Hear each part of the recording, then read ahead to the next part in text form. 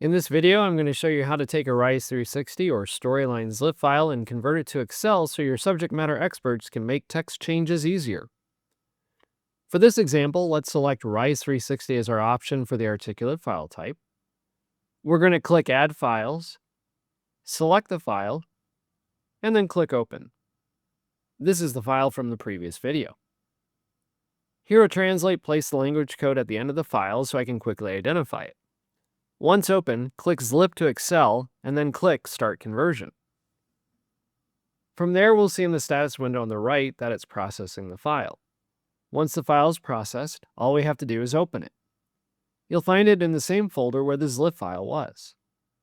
Here's a quick breakdown for the file.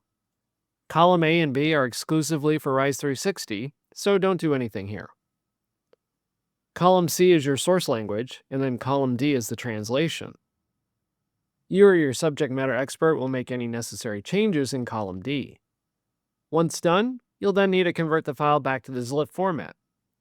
Close the Excel file, and then in HEROTRANSLATE, select Excel to XLIFF. Make sure the file you used is still displayed in the list of files, as it's needed to aid in the process. Click Start Conversion. Simply take the new file, which will have converted appended to the end, and then import it back into the Rise 360 course you exported the XLIFF file from. On a side note, it is possible to work with Rise 360 or Storylines XLIFF files that have yet to be translated. In this situation, you would manually add the translation in column D. From time to time, you may see the following error message. Usually this means that you're missing something, like a space.